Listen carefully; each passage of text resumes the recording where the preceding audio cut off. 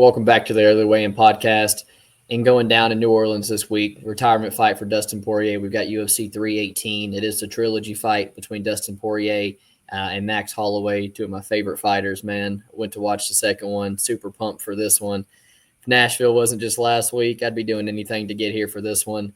And Paulo Costa, Roman Kopylov. Not really the biggest name co-main event, no belt or anything, but should be a good one, man. 14 fights on deck for Saturday night as of right now. So let's get down to business, talk about these. As always, going to recap last week. We had some live action in our backyard. You boys here were in Nashville for an incredible fight night, man. 8 of the 12 fights finishing inside the distance, a couple under a minute. Sick fights, man. As far as your boys' card goes, dreaded reverse sweep, minus 6.83 units. And was talking to you about the pod, man, before the pod started. A little salty from what could have been a great night. I started off, missing the under 2.5 in the Fatima Klein fight by legitimately 5 seconds. And then I truly think, Stephen Thompson clearly won round 2 and 3, hurting Bonfim in both rounds. That would have been over 3 units. We got Nate Landwehr clearly taking over that fight, bet him at plus 220. I mean, we're looking at a 5 to 7 unit night, man. The Calvin Kattar, the Chidi and Jukwani's. Chidi, even for the first 30 seconds, firing some kicks off a distance, looked good. Worst bet easily, and one of my bigger bets was Calvin Kattar. Dude's clearly a shot at this point for Steve Garcia to go out there and put a clinic on you like that. Did not look good. Minus 6.8 units, looking to get back on track this week. Already have a couple bets we'll talk about, but great night for yourself, man. Go ahead and let you recap how you finished up. Yeah, so I feel you on the reverse sweep with my straight picks. I went 0 for 3 on those. Was on the same guys as you, though, Thompson, Kattar, and Landwehr. Little salty about Thompson, and Landwehr really let us down. He was pumping up the crowd, and he always puts on a show for us, so we at least got that out of him, Yeah. Props is where I did start to pull through. First fight of the night, I was on Klein's round 2 and 3, and a round 3 prop ended up hitting. I'll be honest with you, I kind of threw that out. I think over the minute 30 left, she was able to land that head kick and gave me a nice little cushion to start the night with 3 units. Then not long after, Kennedy and Zekchukwu, Walter Walker fight ends by sub at plus 330. As soon as I saw Walter Walker shoot that shot from across the cage, I was like, that's what I need, baby. That's what I need. So plus 3.3 units there. I tell you what, man, I had the Tafa Tokos goes to decision, and man, it started getting sloppy. It was at plus 400. It started getting sloppy. I was like, this might just be my night. Like this, that might actually hit. He ended up finding the sub. Tafa needs to be cut. I don't care if your brother's in the UFC. That's not UFC caliber right there. Petrino wins in round 2. He ended up winning in round 1. But damn, so close again. I think it was only 50 seconds away from hitting as well. And then Jake Matthews, Chidi and Jukwani. I saw some finishing upside for both guys. Honestly, when the fight started, I thought Njokwani was about to knock him out. The way that those kicks were flying off, I mean, is what it is. Jake Matthews got a hold of him, hit that for 1.27 units. And then Big Boy Lewis by TKO to top off our night. Incredible atmosphere. Got the crowd going after the fight with the antics. Really cool that we got to see that live. Good fight night for sure. Plus 5.38 units. And we were looking to continue that into this pay-per-view card where we start off in the flyweight division. Carly Judice taking on Nicole Kalari. Man, both these girls somewhat lower level. Neither of them have that much experience, especially against upper level competition. You got, like minus 300 or more on the Judice side. And that's not how that's not how I'm looking at this fight. Judice, pretty solid striker. We just saw her get a big knockout in her last fight against, blanking on her name, but the overhand right girl. Unice, something like that. Dubin. Yeah. Dubin. There you go. So a big head kick knockout. And then Kalari, I just did the tape study for this. It's crazy. All right. Yeah. The split decision for Ernesta Karakskaite. But I did see her get the armbar in the Contender Series. She's built like a brick shithouse for the division, extremely strong, but really short reach. I wasn't impressed with her defense whenever she gets backed up to the cage. And I think that Judice is going to find a lot of success at range. But when they clinch, I could definitely see Kalari taking her to the ground, and she's got a pretty nasty submission game. So I think that there's going to be opportunities if it stays on the feet for Giudice to find a knockout shot again. And then at the same time, I think if Kalari gets her to the mat, there's going to be sub opportunities. I like it when I can see finishing upside for both sides of the fight. And so my bet would be the fight doesn't go to decision at plus 175, as opposed to just taking the Giudice money line at minus 300 or something. Giudice is the pick, but the play is the fight doesn't go to decision. Yeah, man. I like that a lot. I'm on the Giudice side as well. Despite, her having, half the fights of Cagliari, I think Giudice has a far higher ceiling. The two, I really like what I see from this girl. I think she's been in tough UFC fights already. And yeah, man, what you see from this girl looks crisp, like her nickname, man. Her boxing is super nice. I think she's got a big speed advantage, huge striking advantage, and a big cardio advantage. So I think, if Cagliari were to pull this out, she's got to land takedowns. It's got to be a submission. It's probably got to be early in this fight too, because I think once Giudice gets her pace, gets her range, she'll probably start to light Cagliari up on the feet. Should be able to defend these takedowns in round 2 or 3 pretty easily. And so, yeah, I like doesn't go the distance. I like a Giudice round 2, round 3, 900 plus 1,200. That's where I do see the finish coming. But, I like Carla Giudice to go out there and get the finish. Not counting that off the table, man. Moving on up to the middleweight division, Bruno Ferreira taking on Jackson McVeigh. McVeigh's a guy who was coming in here in his debut against Enriquez Dumas as the favorite. Then they give him another debutant. He's an underdog, and now he's a massive underdog to a guy who's won UFC fights and knocked out pretty good UFC fighters. McVeigh's side, huge height and read advantage, man, and a super volatile fighter. I don't really know how to cap Jackson McVeigh.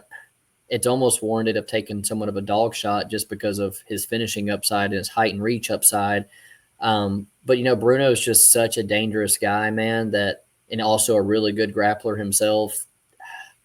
It's hard for me to really, back Jackson, because Jackson's not somebody that I know has, or I don't want to say no, I'm not seeing the cardio, so I don't know if he can take Bruno late and still have grappling success. And while it's on the feet, to me, this is Bruno all day. I like Bruno's power, and I think he gets him out of there early. I think we see Bruno get in his face and knock him out in the first round. Yeah, so, we see the fight somewhat similar. I think you kind of touched on the points that I wanted to. Jackson McVeigh, he's known to come out there early, shoot for some pretty risky submission attempts. And I think that there is a possibility that he could find something while they're still dry. And then on top of that, Bruno Ferreira, another really good grappler. He's been knocking out a lot of people, but I have a feeling that McVeigh's not going to want to stand and bang with him. So I think he shoots for it on the ground. And if he winds up on the bottom, I think that there's a good chance that Ferreira gets the submission. So I'm looking at this fight, Ferreira fight ends by submission at plus 175. I think both guys could possibly do it. We got the fight finishes inside the distance at minus 1,400. Why not pick both guys to win by sub if we can make an argument that they could both get it done that way? So plus 175, I think that's one of my favorite spots on the card, to be honest with you. I think that there's a good opportunity that this ends by submission. Ferreira's the pick. I think he probably gets it done. And I wouldn't be surprised if he goes out there and starches him pretty early. But if McVeigh doesn't get that early takedown, I think rounds 2 and 3, he's still going to be shooting for it. It's just not going to have a lot of pop on his entries, So, yeah, fight ends by submission is the way I'm looking at it. Moving up the card to the heavyweight division, we have Ryan Spann taking on Lucas Brzezinski. This is not a spot I want to bet Ryan Spann at, these type of odds. I think he was sitting at it's like minus 240. Yeah, minus 210 up to minus 240. Just not a spot. He's not a fighter I like to play at favorite money, especially at heavyweight. I didn't think he looked that great. He's got a little bit of a belly on him, and he's kind of just been notorious to wilt as the fight goes on. So I think he's live early to find a finish. He does pack a lot of power, super scary fighter. But if this fight progresses into the second and third round, Brzezinski does have some pretty decent striking of his own, and I wouldn't be surprised if he also found a finish later in the later round. So I like this fight. Spann, Brzezinski, fight ends by KO at minus 145. I think that's a much better way of playing this as opposed to Spann minus 240. because I think his most likely way of winning is by first round KO. And if you like the first round KO, you can get the Spann first round KO at plus 360. All of that is better than Spann minus 240, Right. throwing him in Oh, your yeah. parlays and getting sad whenever whenever he doesn't pull through and just kind of wilts in the later rounds. So I personally like the fight ends by KO, but if I do, like what I see at weigh-ins or something, Spann by KO round 1 at plus 360 is plenty for me. I like it. I'm a bit worried Spann latches up a guillotine or something. He's got a pretty nasty little front choke series that he's finished plenty of fights with, but I agree. It's round 1. I do say if this gets into round 2, late into round 2, yeah, things start to get a little bit hairy, man. Brzezinski, I would say maybe has slightly above average cardio for the heavyweight division, slightly above volume for the heavyweight division. So yeah, if it does get to slip later, yeah, I know Bresky. If it goes the distance, Bresky's probably a really good bet on Saturday. But I try not to read really too much into it, man. I don't think Bresky's durability is very good. I don't think he's very good, and this to me feels like a get right spot for Ryan Spann. So yeah, I'm not a fan of Spann really at heavyweight. And he's like lost 4 of his last 5 fights and things. He clearly looks done for, but I don't know, man. Again, try not to read too much into it because I really think Spann's going to get him out of there in round 1. Hope it's a TKO for you. Jimmy Crute, Marcin Prachnio at 205. Jimmy Crute, man, looked at one time as one of the better prospects in the division and hasn't won a fight in, 4 or 5 years now at this point. Ton of injuries, even retired at one point. But this is as generous of a spot as you're going to get, man. Jimmy can knock this guy out on the feet, and if he really wants to make it easy, go out here and land takedowns. Even when he's gassed against Bellato in rounds 2 and 3, he's still able to get him down and land takedowns. And I just see a massive advantage for Jimmy Crute on the mat here. So if he gets Prachnio down, I do feel like the fight's over pretty quickly. Prachnio is one of these guys that likes to use space, likes to, rack up points and win minutes with his kicks. But I just feel like that's going to give you even, I don't know, I feel like it's going to make you find yourself on your back. So another one kind of like the Ryan Spann. It's like I don't want to play Jimmy Crute in his current form at above minus 200, but this is a very generous matchup, and I think Jimmy Crute should get it done in the first round. So I like Jimmy Crute. I like round 1. I want to say submission. I think I'm going to say arm triangle. I think he gets on top, finds arm triangle, first round sub. Yeah, so we're both on the Jimmy Crute side, but I was looking at this and I'm like, how is he going to let us down? And I think it's going to be by not getting the finish, man. I actually am on the over 1.5 at minus 190 here.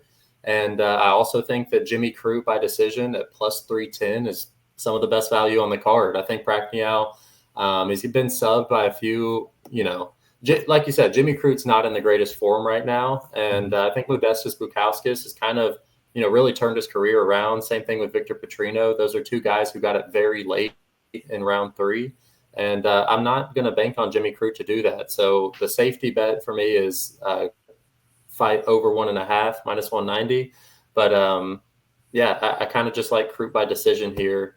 Not trying to get greedy, but plus 310 is plenty for me, knowing that Crute just needs a win here. I wouldn't be surprised if he'll do anything for it. So I really am not. I don't think that he wants to blow his wad early. And Prachnio's tougher than people like to give him credit for. So give me Jimmy Crute by decision plus 310. Moving on to Adam Fugit versus Islam Dulatov. I don't know, dude. Dulatov is probably going to be a force to be reckoned with for a really long time. Young fighter, long, good at pretty much everything he does. He's real fast. I think that he'll probably catch Fugit. That being said, I do think that the sub is kind of being overlooked here. I like Dulatov by submission at plus 340. I think he probably finds a club and sub, if I were to guess. I think he's going to be able to touch him up on the feet a little bit. Fugit's going to get hurt, and Dulatov does his thing on the mat. We haven't gotten to see – let's see. So we haven't gotten to see that so far in the UFC, but prior to this, he was wrapping up some Darce chokes, some guillotine chokes, and I think that he's going to – before they get real tired – if he finishes in round 1, I think that it's about time that we start to even it out, and he does find that submission. He's pretty even with his KO and submission rate, and I think that he's bound for a submission here. We're kind of getting it overlooked considering he's such a big favorite. So plus 340, Dulatov decision. Like it. Puget's a well-rounded guy, man. He kind of does everything pretty well. Decent cardio, and if he can get this fight real late and wrestle, maybe he's live. That's the only way he's live. But again, man, UFC doing this guy zero favors. Constantly sticking him in front of guys that could hurt him, big time prospects, and doing it again here, man. It's on Dulatov. Like you said, man, I think he's going to be a force to reckon with. Dude's fast, dude's explosive. And he's honestly just a way better fighter than Adam Puget. Unless he absolutely blows his wad here, I don't see how Puget gets it done. So I'm on the Dulatov round 1, round 2, minus 230 as a parlay leg on FanDuel. We'll talk about the next leg later on in the card. But, yeah, I got Dulatov finish round 1, round 2. And honestly, told you about it before the pod. I think it's a club and sub as well. So I think you're going to cash that submission prop. Moving on up at 185, Atiba Gautier taking on Robert Valentin. Atiba Gautier is somebody that I really, really like, man. I bet this guy on the Contender Series as an underdog. A lot of people call him like a mini Francis and stuff, but to me, do you remember the featherweight? I don't think he's in the UFC anymore, but Hakeem Dawodu. Like, this is like a middleweight Hakeem Dawodu to me, man. He's way better of a striker than Francis Ngannou could ever be. This guy's got legit kickboxing skills, and he reminds me of, kind of like I said, Hakeem Dawodu, just a much bigger guy and willing to sit down on his shots way more. I like Gautier. If this guy can, shore up the grappling, I do think he's a future top 15 guy. And, maybe even just take like the Israel Adesanya route, like just develop the takedown defense, just keep the fight on the feet. Like I think that could be good enough. But if he gets put on his back, Atiba looks bad, man. And, I don't want to say Rob has a good chance of going out to do that, but Rob's the type that to me is, I don't want to say meme finishes, but he kind of is, like, just gets weird positions, weird submissions and scrambles and things. And that might be what it takes to get Atiba, to finish Atiba, to get him down to the mat. So I've just had a weird feeling about this one, man. I'm keeping my hands clean. I'm not betting this one. At the end of the day, I do think I'm going to go with the better prospect, Atiba, to get an early knockout. But I just have a funny feeling, and I could never bet somebody as young and green and clear holes on the mat at this type of price tag. So the pick is Atiba Gautier. Just a weird feeling, man. Going to stay away from this one. Trust your gut, dude. I'm on Valentin by sub 2 and 3 plus 1,700. I'm not picking either or, but it's 2 and 3 plus 1,700. I think he's going to be in for hell on that first round, but prove it to me, Gautier. I really don't look. So like the odds, he's a minus whatever 600 something, and his TKO is minus 250. The next most likely thing for odds makers is Valentin sub. Usually when you have a minus 600, you have the most likely being TKO, then points, then submission, and then the other guy starts to come in. The odds makers know the second most likely thing to happen in this fight is Valentin sub. Get him rounds 2 and 3 plus 1,700. If you got that feeling, I'm here to let you know I also got that feeling, dude. So I don't know. Plus 0.25 sprinkle. Yeah. You know what I'm saying, for the Valentin sub. That's going to be super exciting when it hits. And yeah, man, I'm with you. He was on Bourbon Street, having some hand Carm Paul reader telling him that he's going to win this weekend. Like I've got a weird feeling about it too. So Valentin plus 1,700 sub rounds 2 and 3. I dig it. Market, brother. I love that. Moving down to the welterweight division, Francisco Prado versus Nikolai Veretinikov. I don't know, dude. I think Prado's maybe better everywhere. I'm not a huge fan of Veretinikov. He's tough, but I actually like Prado. I like Prado at 170 pounds, and I like him inside the distance here at plus 230. Don't really want to pick how he's going to do it, but I think that he's a little faster, stronger, better at MMA, prime of his career. He's got some, I say prime of his career. He's got a long road ahead of him, but at least got some fights in the UFC at this point. maybe found the weight class where he can have some success. And I think against these lower level guys, that's exactly what he's going to do here. So Prado inside the distance, just being the better MMA fighter, plus 230. Give me that all day. I'm on the Prado side. I don't really feel the same about the move to welterweight.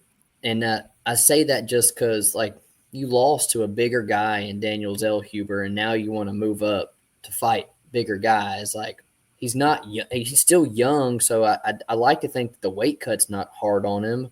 I don't know. I'm not the biggest fan of the move up to welterweight, but everything else I truly agree with. I think he's better everywhere than Nikolai is. I think he could honestly surprise people here and wrestle Nikolai a lot. I think that's how you beat this guy really easily. On the feet, Veretinnikov, he can hang with guys on the feet, and he is going to be the bigger guy here. And Prado's defense really isn't that great. So on the feet, I think Prado, is going to land the more impactful shots, the durability, the finishing upside. It's all in his favor, youth, everything. But I just Prado doesn't make a lot of fights easy, so I don't know if he's gonna do it here. I'm on the Prado side. Probably the fight that I just honestly care less about this week. This is the whole fight on the card that I could maybe be the first fight of the night, and I'd be okay with it. So I'm on the Prado side. I haven't really dug too much into this one because I don't really care, despite it being like the closest line fight on the card. Marvin Vettori taking on Brendan Allen. Rematch from the blackjack table in the casino. This is another one, man, that I think is, it's a middleweight fight, dude. They're going to probably go to decision 95% of the time. And Marvin's got good cardio. Marvin's got good durability. He's got good volume. But, man, he recently had a big injury. And when he came back against Dolidze, and even the Cannoneer, man, he did not look good. He's always been able to absorb the damage, but he's really I think he's getting hurt now, and he looks really, really slow. And so, he's definitely more durable. I think I can think that he's not going to quit maybe like Brendan Allen does, but I think Brendan Allen's a better fighter everywhere, man. I think Brendan Allen's a better striker. I think he's a better grappler. I think he's probably, just overall the better fighter. He's just not one of these guys you ever want to go lay minus 2XX on because he can kind of wilt when things get tough, when they don't go his way. I'm still going to side with the Brendan Allen. All the red flags on Marvin Vettori, I hate to bring it up, but the death of his brother and stuff that I saw him post about a few months ago, it's just too many things. I have to go with my gut with what I'm seeing right now. I think Brendan Allen wins the decision. Probably a freaking close one, but I like Brendan Allen decision. So, yeah, I agree. It's probably a close one, but the odds are kind of forcing my hand on Vettori decision plus 240. Yeah. I do think it goes to decision. Let's see. Fight goes to decision is minus 260. All right. We both know it's going to be a close fight. You get plus 120 Brendan Allen by decision or plus 240 Vettori by decision. I just think that the odds are telling me that, you got to go Vettori here if we know it's going to go to the scorecards and it's going to be close. Plus 240 is a decent line. Don't overthink it. It's, I think it'll be a close fight. We'll see who edges it out, but plus 240 is the play for me. So Vettori's the play. I think, more likely than not, though, Brendan Allen probably wins this fight, Yeah, man. On DraftKings, Brendan Allen's officially below minus 200, so a lot of money coming in on Marvin. I also saw Marvin plus 3.5 was like plus 200 earlier this week. It's now down to minus 170, or it was minus 200. Now it's minus 170. So, yeah, I think people are seeing that this is going to be a close fight. Mm-hmm. Moving up to the prelim headliner, we have Kyler Phillips taking on Vinicius Oliveira. Man, this is a tough one to break down for me. I don't really know which Kyler Phillips is going to come out there. And truth be told, I feel like Vinicius Oliveira has been outperforming what I'm giving him credit for just about every single time he goes out there. Yeah. But I don't know, just with the momentum that Vinicius Oliveira has right now. He's 29 years old. He's putting on the performances that I think he needs to be able to do it. Him able to push through the broken rib in the Ricky Simone fight. Those are all things that I guess I got to start giving him credit for. And Kyler Phillips in his last one out against Rob Font looked career worst. Was not impressive to me at all. And so I'm on the Oliveira side, but I think that Phillips is going to give him a tough fight. So I'm on Oliveira by decision, or plus 165. I think that's my favorite way to play this fight. I do think that he probably edges this out. And, most of the reason why I'm not even considering Kyler Phillips is because I don't know if he's going to come out hot and then fade or just never really get started. Either way, I don't want that. So give me Oliveira by decision. I can at least say that Kyler Phillips is tough. So Vera by decision. Make me get a favorite plus money. This is one of the tougher fights for me all week, man. You normally have Kyler Phillips he was like minus 600 against Rob Font, and now he's a dog. I don't know if Kyler Phillips has ever been a dog in the UFC. And he's fought much better competition, much more proven UFC caliber guys than Vinicius Oliveira. So to see him at plus money, that was super, super tempting for me. And I lost like 20 cents on the bet. And so I wanted to kind of look elsewhere. And then you got a guy, Vinicius Oliveira, who's been an underdog in some of his fights. Two out of the 3 fights he's had so far, I think he's the underdog in. And I've bet this guy, so I like him. And so to see him flip to a favorite price tag now, it's like, do I pass? I've already, bought this guy as an underdog. Is it easy pass as a favorite? So I've really struggled here, man. But I did make a play, my biggest play of the night. It's like 2.6 units, I believe it is, at minus 180 on the Kyler Phillips point spread at plus 3.5. I did some studying today, man. Kyler Phillips has never lost a first round in his UFC career. I don't think that starts Saturday.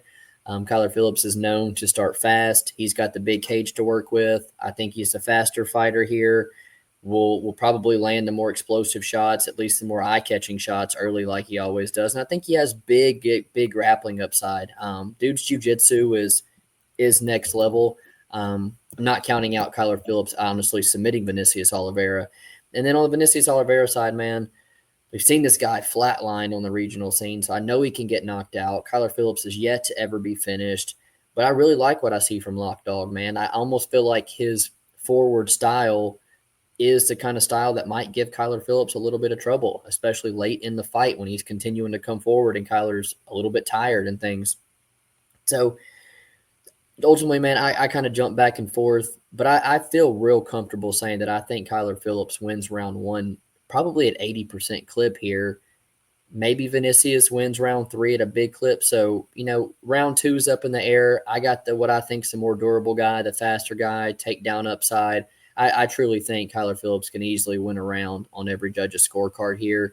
And so my favorite play of the night so far, Kyler Phillips minus 180 point spread. I felt like it after I missed the money line. That was a good way to play it. Another big bet for me, man, moving on up the card at 155, Michael Johnson taking on Daniel Zellhuber. Zellhuber posting pictures and clips of Michael Johnson getting slept to call him out for this fight. Zellhuber, Johnson was a great fighter. Dude beat Tony Ferguson. Dude beat Dustin Poirier in our main event on Saturday. But I think the guy's washed. I really do. I don't think his gas tank is very good. He's no takedown threat. He's all boxing. And Zellhuber's proven in multiple fights now he can take a punch easily, man. He can take it. He'll come forward.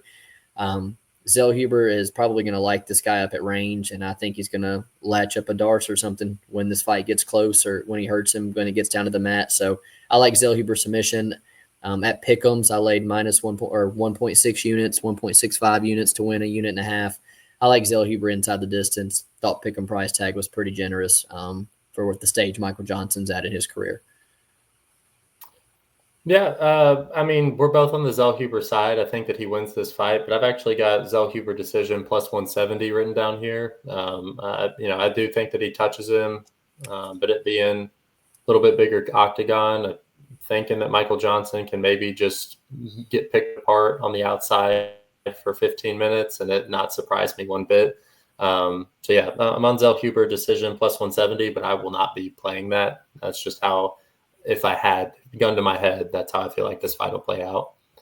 Moving on to the featherweight division, Dan Ige versus Patricio Pitbull. I think this is a buy low spot for Pitbull, man. Yair Rodriguez is a really tough fight. I mean, that's somebody who, to make your UFC debut against, that's going to be tough for anybody. And I feel like Patricio Pitbull is right on that cusp of good enough to beat Dan Ige. We capitalized on Dan Ige, I think, even by knockout against Woodson. I don't know, St. Louis. Sean What is Woodson. it? Sean Woodson. Yeah, we cashed on Dan Ige and Sean Woodson. I think I put like 3 or 4 units on him. Like I was big on Dan Ige on that spot and came through for us. And I think that this is a fight where he kind of drops the ball, man, and it's a buy low spot for Pitbull. So give me Pitbull. I forget what it was sitting at, but let's see. Yeah, Pitbull money line plus 164. That works for me, dude. I don't really know how he's going to get it done, but I could see him lock up something, a submission. I could see him just purely outclass Dan Ige. It does worry me how little he moved his head off the center line against Sean Woods or against Yair Rodriguez. But Rodriguez is a really tall, lanky fighter, kind of the exact opposite of Dan Ige, who needs to get inside to do real damage. Give me Pitbull money line plus 164. Love that spot. I bet Pitbull is an underdog in the debut. And he had a big grappling advantage. He just didn't decide to take it until round 3. And it kind of pissed me off, man. So I'm a little bit hesitant to go back to him. Maybe it was, the UFC debut jitters, but I definitely think he's past his prime. UFC debut should have been a while ago. He's getting hurt in fights now, and I don't think he's going to take Dan Ige down. And so when the fight's on the feet, I've seen Pitbull hurt. I think Ige is more in the prime right now. And I kind of feel like it could just be some volume of Patricio just negated by a big shot of Dan Ige. So I don't think I agree with all the line movement on the Dan Ige side to steam him from like minus 150 to minus 200. But I think that's the side that I'm on. I'm going to go Dan Ige. I was looking at a Dan Ige finish only, but bookies know. So I'm on the Dan Ige side, but I won't have any action on that one, man. Don't feel too confidently. Finalizing out my parlay, though, with the Dulatov round 1, round 2, we got Kevin Holland taking on D-Rod. I think Kevin Holland finishes D-Rod. I think he's so much faster. I think he's the better striker. Will just light him up at range. Has the potential to lock up a submission. I think Kevin Holland at 170 makes him take his diet, his work, everything very serious. And when you combine somebody having to keep it serious with the skill set and athleticism of Kevin Holland, I do think he's a top 15 welterweight, and I do not think D-Rod at his age is a top 15 welterweight. This felt like to me a pay-per-view that was a little lacking, and they needed to call Big Mouth to spice it up a little bit, and D-Rod will fight anybody. So I think Kevin Holland finishes him, and I'm not even really confident saying that it's what round it's in, honestly. I do think it's probably later, but I Kevin Holland inside the distance, man. Should be a play for most people on Saturday, I think. Yeah, so I am confident that it's going to come in one of the later rounds. There is always the chance that he lights him up early, but Rodriguez, if anything, he's a tough son of a bitch, and I do think that Holland, as Daniel Rodriguez starts to slow down, as Holland gets his reads, the Holland round 2 plus 700 and then round 3 plus 1,300 is really calling my name here, man, because I do think that he gets it done. But Kevin Holland, again, isn't one of those people that I really love playing at favorite odds. He goofs around a little bit too much for me. But whenever I see Kevin Holland and plus 700 or plus 1,300, I'm here for it, man. So, I certainly like that way of attacking this fight. And I do think that Holland gets it done inside the distance. Glad we're both on the Holland side for sure. And I think that that's a good parlay piece for you. He'll probably get it done. Let's see.